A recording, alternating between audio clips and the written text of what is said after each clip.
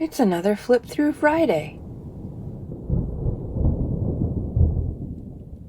Hey, it's Care. Welcome to Moutake at the Lake.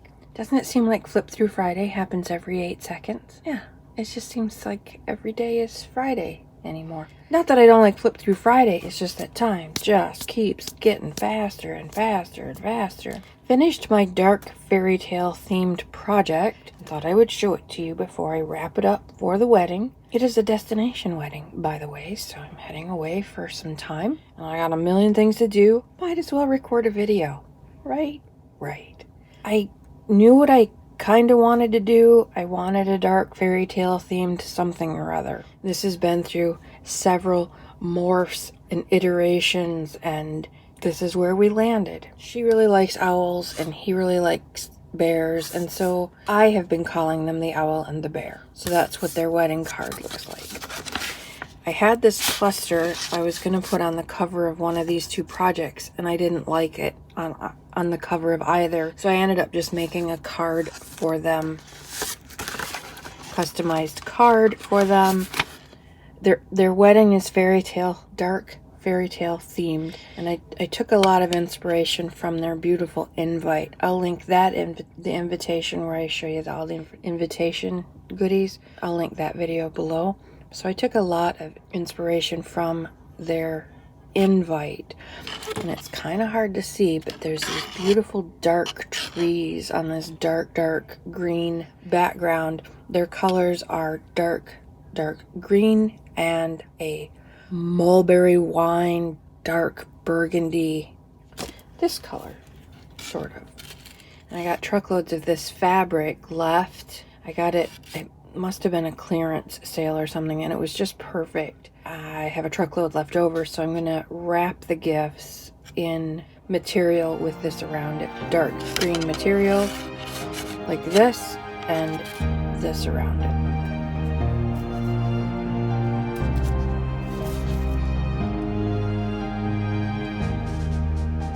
So we'll just start on the top and we'll work our way down and around. This is an altered book. I want it to be like a smash book for them. I got out my largest book corners to put here, but my corners are so thick that they won't fit, so no book corners. I'm glad I did this when I did, and I put the gauze over the top, and I just wanted to reinforce these corners with paper. And I wanted it to look like something that you'd find under an old creepy tree, underneath some rocks, behind some moss. I wanted it to look like a found dark fairy tale thing. So this is a 1961 encyclopedia that I altered. I put gauze over it to get the textured effect. In some areas, again, to reinforce the spine and the corners, I put just craft paper, recycled craft paper over it, and then I painted it with a mixture of black and brown. So in some lights it's very black. It may be reading completely black on the video, but in some light, different light, it has some brown casts to it, and there's even hints of their dark burgundy and green. They're very subtle, and you probably won't even notice it. I know it's there. In sunlight, you can see it. I also tried to infuse as much of the, I don't know if it's coming up. I don't think I can see it. But there's lots of the glitter from this tulle. I rubbed this tulle all over it to get the glitter to go down into those little tiny crevices. And so the whole thing just sort of sparkles, but it's not glittery, it just sparkles. So I didn't want it to be too over the top, really. This is a closure I have not attached. I'm going to put a packet of goodies in with it so that they can keep building it if they'd like. There's the glitter. Let's try that again. There, you can only see it when it's out of focus. Anyway, the closure is one of the things that I'm including. Actually, I think it goes like this to make it more vintage, not vintage, dark fairy tale-y. I wanted it to be real rough. I wanted it to look hand sewn and funky. but it's not attached. They can do that if they want, or they can just wrap twine around it and tie it that way. I put the glitter on the back cover as well. I wanted the spine to glitter. The green material underneath, I just stained it with black India ink to sort of replicate that scary tree on the invite. But I wanted the spine to sparkle so that when it's sitting on their bookshelf, it's easily identifiable. So I bought a few kits. I'll link them below. This beautiful dark damask kit is one kit. The watercolor chihuahuas are another kit. This is a kit, digital kit. I bought watercolor owls and watercolor bears. And I took all of those kits up to Canva. I uploaded everything to Canva because this damask kit is a 12 by 12 kit, and it was funky. It's perfect for 12 by 12. I'm not saying the kit is funky, but for what I wanted, 8.5 by 11 portrait style, I had to resize it and flip things right. They have their own logo, Freshwater Wanderers, the owl and the bear and the owl, because they're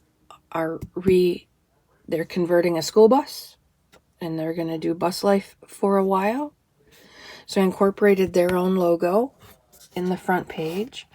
And then, as I said, I took the kits up to Canva and combined them. I didn't want this to be any bulkier than it needed to be because ideally they're going to fill it. I didn't want to fill it with three-dimensional stuff. So I put the Chihuahua kit that I bought with the damask kit that I bought. Each one is a pocket, and inside you can see the original encyclopedia pages. I half thought about covering them, but that would add so much bulk and time that I didn't. There are things tucked in many of the pockets for them to discover. This is another kit that I purchased. It's a kind of a gray weathered wood wedding stuff. You and me, best man, maid of honor, blah, blah, blah. Cutting the cake, those kinds of things. But it wasn't cutesy, and it wasn't pink, and it wasn't, it's just nice and neutral. So I really like that kit. I printed it out once, and I was going to use them on the clusters, and then I ended up not doing that. But I already cut it all up, so I reprinted it so that they'd have a nice fresh copy. Because the book is 1960s and it was feeling kind of frail, I reinforced it several areas with material. Here's that green material again with the glittery tulle, and it goes across that spine area where it's going to be weakest. It attaches the text block to the cover pretty readily, and then put my pages over it. I did that in the back. There you can see the glitter. And I thought that would be enough, but as I was working through the book, I realized it wasn't going to be enough. So each page is reinforced with craft paper that hinges the pages together, and each time that happens, it reinforces the whole text block.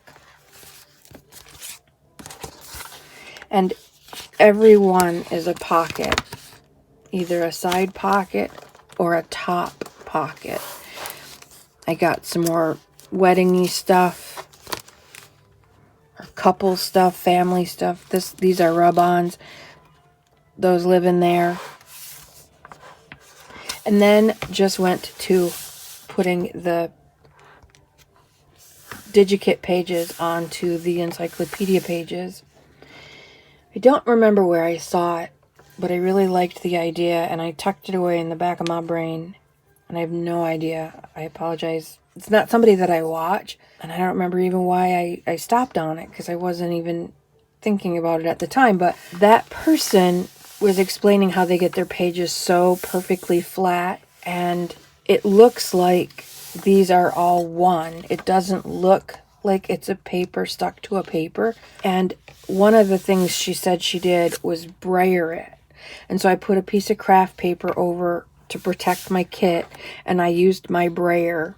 I also used my tape runner gun around all the edges, and then used my Scotch Create glue. I laugh because I'm having glue blues. I think I got some counterfeit glue from Amazon and it's being a pain. That's one reason I used the glue tape runner gun to reinforce it in case the Scotch Create glue gives way. But then I brayered everything and it's so super smooth, even over this craft paper. No wrinkles, no problems. It worked really, really well. I wish I could remember where it was. I don't even remember when it was. So I could give that person credit because it's such a great help or technique. So again, watercolor bear, watercolor owl. So the kit is just pretty plain, this damask kit. This is a tree clip art from Canva that I made just really, really big. And they really like moons a lot. And so I included a few full moons behind the trees in order to get that kind of ethereal effect, or instead of just looking like clip art on the page, I took the transparency down just a little bit on the tree so that you can see the blue through it. Same thing with the moon. Once I put the moon in between the blue and the tree, it stuck out like a sore thumb, but I just took that transparency down a little bit, and I think it worked out really well. Each page is different. This kit, I just think it's wonderful. I wanted them to have some light pages in case they want to do some journaling, or I don't know, but it still has a dark fairy tale theme feel to me. A couple of plain pages, not many. Like I said, every page is a pocket or two.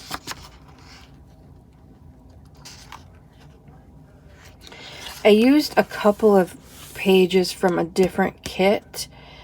I'll link that one below too. This is not part of the damask kit. This is part of a green kit that I bought for another project that I'm working on. This is just so much fun. Each and every one is so different, but yet they all coordinate. And this one also had to be altered. This Digikit is designed landscape style on 8.5 by 11. So it's one of my favorite kind of kits. All you have to do is fold it in half, print it borderless and fold it in half, and you've got these beautiful pages. But of course this is way bigger than that. So what I had to do, I pulled it up to Canva and I enlarged it to the size that I wanted, and then cut each page in half so that this is one page and this is another page. All that I did was make it bigger and crop it. So for this one I cropped this half out, and for this one I cropped this half out, printed those, and then glued them together so you still get that effect. This is what it's printed like, but smaller, and I needed it bigger. I'm a big fan of altering the Digikits that you buy. It's super, super simple, and I have no guilt about doing that. I liken it to buying a suit off the rack and then taking it to a tailor and having the sleeves shortened just a little bit and the pants shortened just a little bit, tailoring it so that it fits me perfectly, and tailoring a kit that I buy to fit the project that I'm using. No different. I'm not going to make this real big and now sell it as my own. I'm not doing anything like that. All I'm doing is tailoring the kits that I buy in order that they fit my project better. Another one with the moon. I love this one, the blue and the purple. Oh, I just love those colors. My favorite.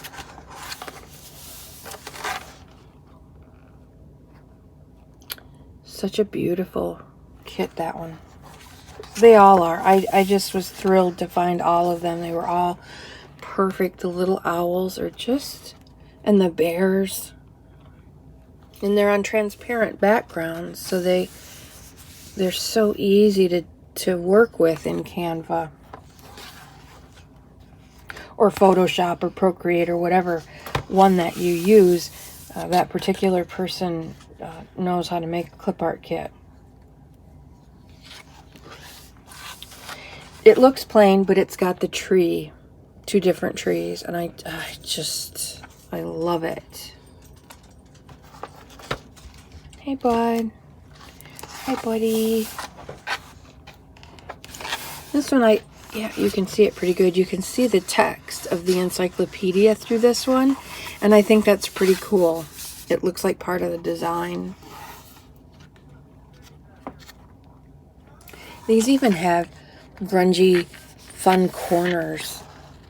You know, that they did a lot of the work that I didn't have to add any of that kind of embellishment, which would have just, and it's in all 4 corners, which would have just added bulk. And once they start putting pictures in here or stuffing the pockets, it's going to get bulky, bulky, bulky. And I did take quite a few pages out of this encyclopedia before I started making the pages. I took quite a few out. Can't tell you how many. No clue. There's another tree. And they're all a little bit different. This one's got glitter all over it for some reason. I'm gonna leave it. And in the back, there's the tree again. And sort of my version of their logo, they have a little chihuahua named Skipper. Skipper Depends, and Skipper is part of the wedding party, and I wanted him to be part of this project as well. Skipper's not here. I don't think they had him then. They may have, I'm not sure, but I wanted him to be part of it. So it's kind of like comes full circle, but it's not exactly the same. I used to work as a newspaper reporter, and I've worked a long time as a journalist and a writer. And I always print stuff out because you can read something over and over and over again on the screen, and not until you see it in print do you see the errors. And even then, when I worked as a newspaper reporter, I would go over it on my screen 100 times. Then I would print it out, which drove my editor bananas. Stupid, he was not a writer. He was a produce guy. That's a story for another day. But it drove him crazy that I printed my stories out and re-edited them on paper. But even with all those edits, and often I'd have one of my co-workers read it for errors, even with all that stuff, once it hit the presses and came out the next morning, glaring error, top line, how could you miss it? How could you miss it? It's right there. You read it 100 times on the screen and at least once on paper, and somebody else read it and nobody caught it. The reason I'm bringing this up is because one of the elements of good design is to have all of your things, if you have bears or dogs or owls or people, looking in toward the project, because it helps direct your eye, keeping it in the project. This bear, I should have flipped this bear and had him, I have him going the other way on other things. He should be facing that way. Although at least it's the end of the project and it's fine if we leave, but now it sticks out like a neon sign. And I notice, see how the front is pushed out? Now I know how this works. I know better. But I went to gluing and I glued front to back, front to back, front to back. And now look it's kittywampus. So if you're new to this and you're doing an altered book, see how it's all sideways now? What in hell was I thinking? Oh! So I've been trying to compensate. I've been pushing that front spine back and clipping it, but it's always gonna be that way because that's what happens when you glue stuff front to back. You're supposed to, when you're doing an altered book, and this is why you want to avoid this pushing out of anything. So you glue in the front and you glue in the back, and then you glue in the front and you glue in the back. Sometimes you glue in the middle, and you move all over the place so that your book stays even instead of kittywampus. Wow. That just makes me want to kind of throw up. I'll tell the kids, when you start gluing stuff in, glue it in the back. And maybe that'll help. Probably not. Probably not. Oh well, that's such a newbie mistake, and too much going on, I guess. I never even gave it a thought. Oy, Yanni. This cluster was going to go on here, cover up that, just the cluster, not the card. Have the owl cover up the little car. But I just never liked it on there, so I didn't put it on there. I bought a few of these from Walden Books at the bookstore in the early 90s, and I've been saving them for something special. I have one of all the black and white pictures of my mom and dad and me as a baby. Black and whites, old Polaroids, old black and white pictures. I have one of Halloween. I have one of Grandma. So I don't have very many of these left, but this seemed to be a very good special occasion to use one of my... I just loved how they were set up. I love that they have black pages. I want to think that it was around the year the bride was born. I know it was early 90s. I'm pretty sure she was born in 93. I'd love to say it was a 93 album, but I don't know. It's close. So it's about her age. And I don't know if they'll appreciate that kind of thing or not. I can't be sure, but I think it's special, so hopefully that'll translate. And there's glitter from that material all over this, too. I hope it stays.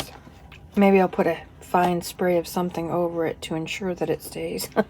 I just made a whole bunch of clusters. This is a very plain altered photo album, but I saw a video, I'll link it below, on how to make these clusters.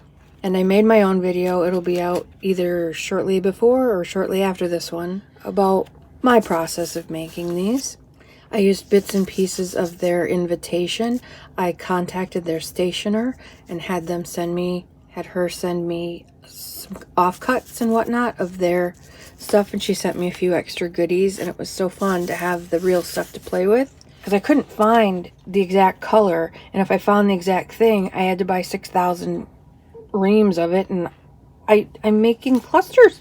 I just need some scraps. So she was nice enough to send me some goodies, which was a huge help. So each page has, well, that's not true. A few of the pages have these little clusters, and they're all a little bit different. Let's see if I can get this one in here. They're all a little bit different. I have a fussy cut owl thing that I got probably from Etsy. I'll link that below. This is again the watercolor bear kit that I bought.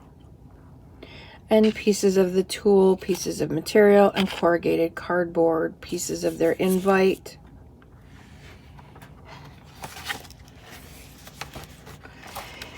I did a couple pages and I left a couple pages blank because it's already pretty thick. I didn't want it to get too crazy thick. I love this one. It's just a piece of scrap watercolor thing that I had been playing with, but to me it looked like a birch tree. So I put that in. I love having some of the gold from their invitation. The stationer sent me a couple of invites because I was not going to tear up my invite. No way, no how. So just clusters. They were fun to make. I also got a mushroom thing. I believe the mushroom was free on Pinterest. Sorry for the angle, but the book is so wide I can't get it in right. So this is how we're going to have to play. A couple blank pages and clusters. The stationer wrapped everything in this wonderful, beautiful tissue paper, and I have had so much fun. I've made index cards. I put it on the back of this photo album just because I'm sure that the kids' invitations came beautifully wrapped as well. I'm hoping it's the same tissue so that when Saray sees this, she'll recognize it's from her stationery person. I'm hoping. So that's what this bit is. And Skipper Dipper doesn't look exactly like Skipper, but he's represented, which is important. And they're all just a little different. Wherever I could, I put the bear and the owl together. And I altered middle, bottom, top on either side. Again, to kind of keep so that the book would close fairly nicely. I don't know.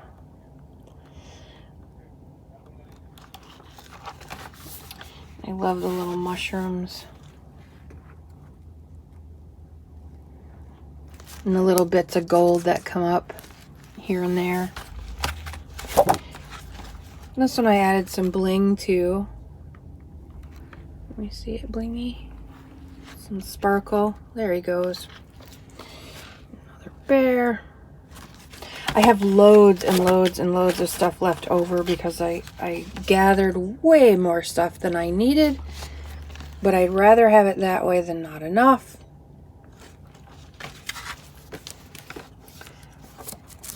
And then the last one. With that gauze that I hit with the fun sprays and coffee, that's where this went, and that's what that is. Turned out so cool. They love the moon. I love the moon too. Not that that matters. Who cares? This isn't about you. It's about the thing. Shut up. The gift that I give at all the weddings that I go to, which aren't that many anymore, is a little heart dish with a note in it that says, "Always kiss me goodnight." I altered theirs, or I customized theirs more than normal with their little logo and my iteration of it, "Always kiss me goodnight." And then I fill the dish with kisses. And this time I decided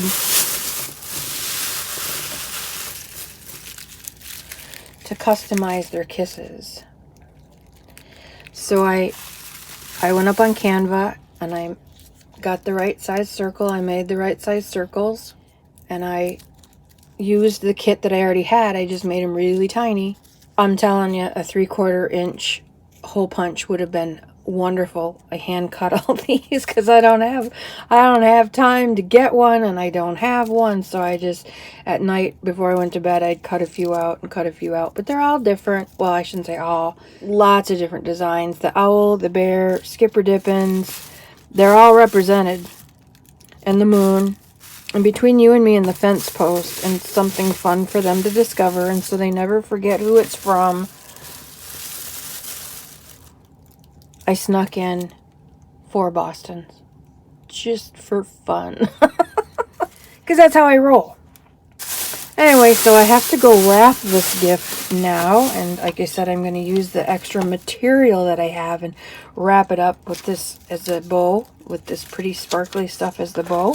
For that altered book, I had lots and lots of trimming to do because I chose the size of the book. I had to trim things off. And if you've ever watched any of my videos, you probably are tired of hearing this, but I hate borders. I hate them. Taking the time to cut them all off, and then you end up with thousands of these stupid things. I've got colored ones out there, and these, and I've already used some of these in my Messy May book, and I hate borders, but it was a necessity in this project, so I've got offcuts like crazy. So that is my dark fairy tale themed project. It doesn't seem very grimoire-y, which is kind of what I was, when I started, I wanted it to look like a grimoire with jewels, and I wanted it to be a little bit more than this, but I'm happy with how it turned out. It's going to be fine. If the kids want to put jewels on here, they can. It's a pretty blank slate, so if they want to, they can, but it's not too blank that it's too plain.